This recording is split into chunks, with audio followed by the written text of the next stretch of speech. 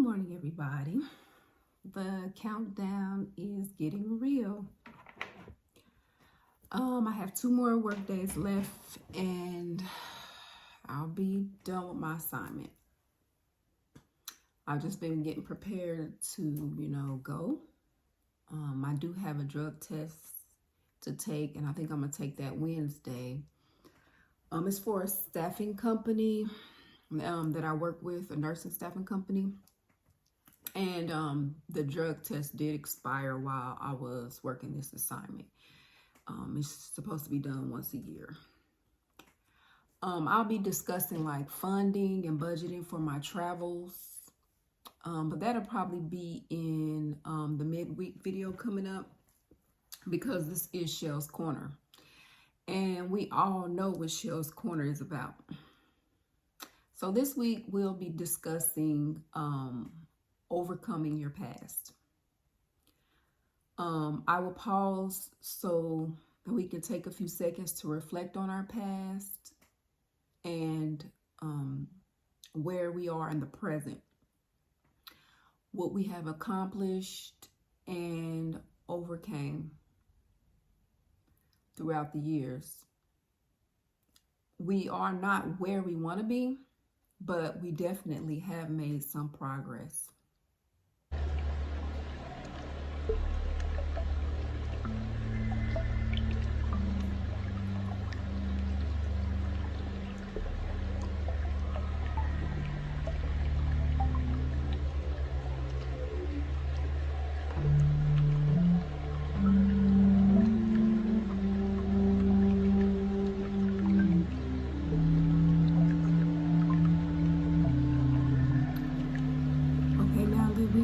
Taking a few seconds to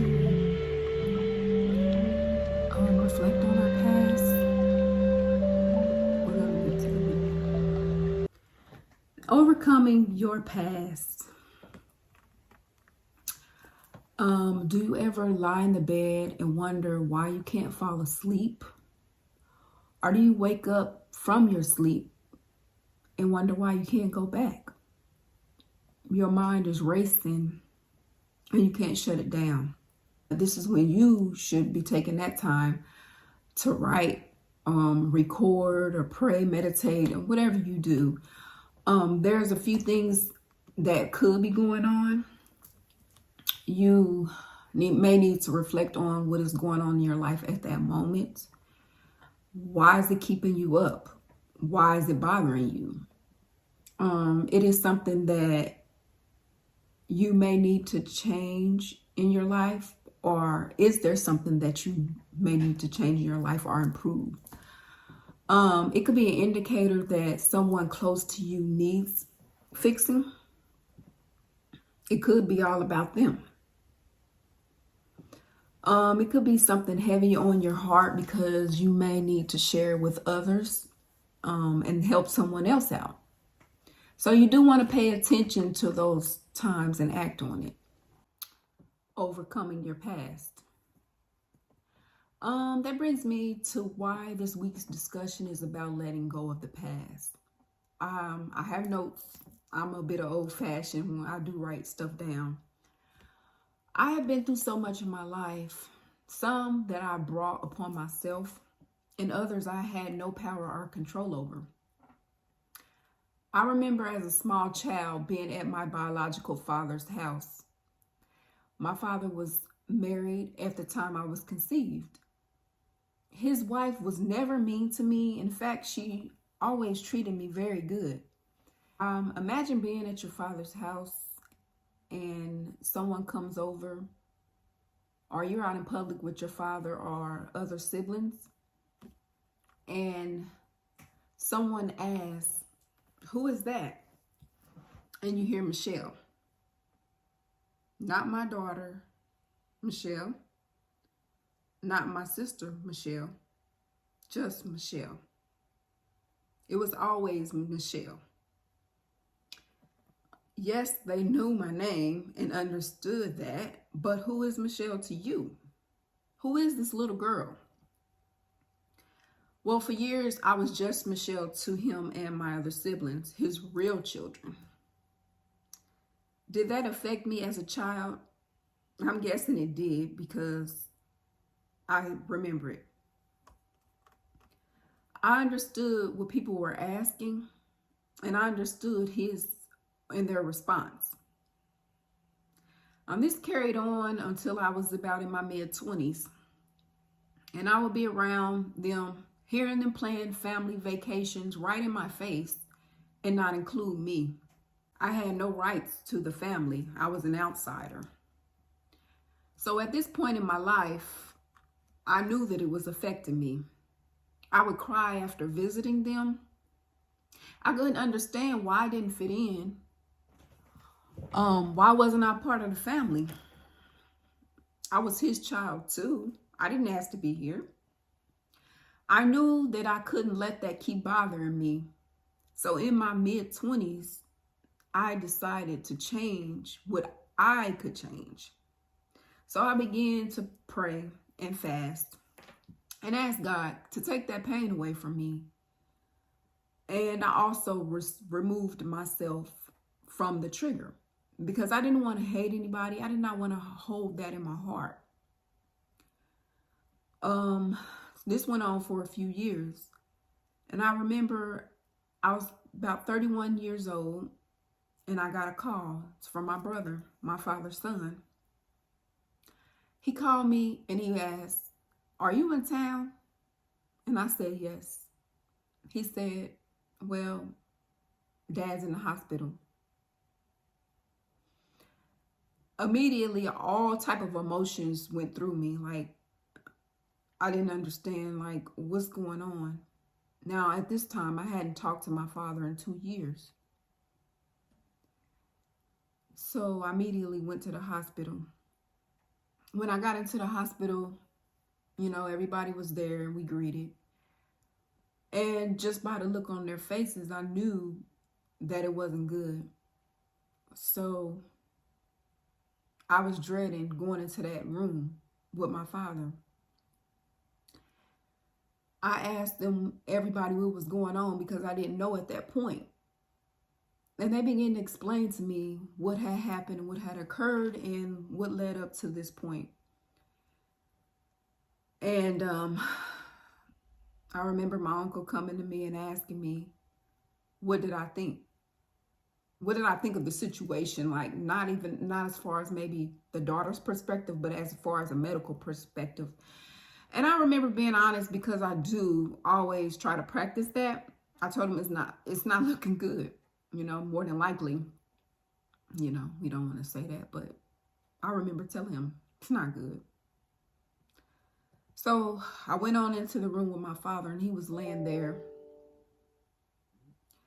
unresponsive. And all type of emotions was running through me. And I just walked up to him, and at this time I had a hard time with people being in that state, with unresponsive comas. But I walked over to him and I touched him. And at this point, I think everybody had their chance to go in the room with him alone. And I went over there and I, you know, was rubbing his arm and his head. And I prayed over his soul. I prayed over his spirit. And I told him that it was okay. I told him it was okay. And that I forgive him. And that I love him. And I was sitting there. And I held onto his hand and I was rubbing him. And I held onto his hand until he transitioned. I felt his body, you know, get cold. A few minutes later, the doctors and everybody ran in, and people in the family, because they could see on the monitors. But all throughout that whole time, I was praying over his soul, because a lot of things were left unanswered. But I knew that I had to pray over his soul for myself. I knew that I had to pray over his soul for my forgiveness. And it's just that, and that's the moment when I was just like, I took it so hard. I always wondered how I would feel if my father passed away, because when he was alive, I didn't know how to feel, because I felt like I was rejected. I didn't feel like he loved me or cared about me. So I always told myself, how would I respond? I wouldn't care if he died. I wouldn't care. Like, it wouldn't affect me at all. And I actually took it very hard. And I kept telling myself, why didn't I tell him I love him more? Why didn't I hug him? Why didn't I climb in his lap and make him hold me? Make him tell me he loved me? See, everyone, they have a past. And many people didn't have such a great past.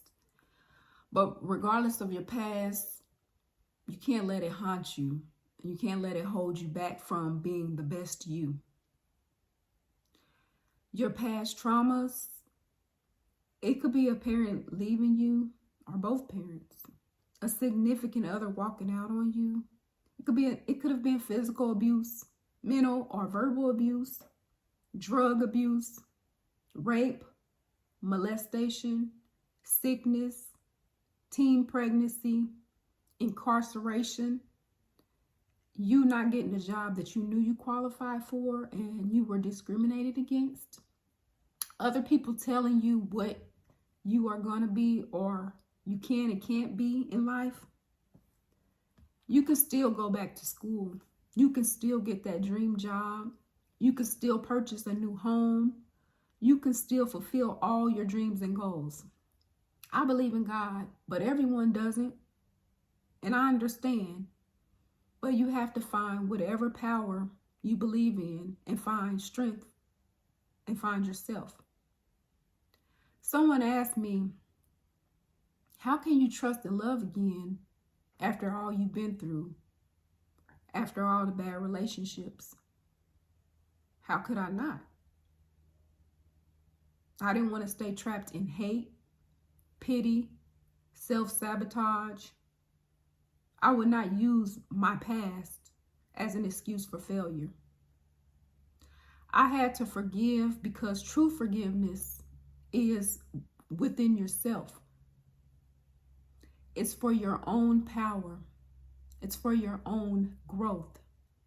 I released all my pain and my heartache and said, I will not let this keep me down. I will overcome.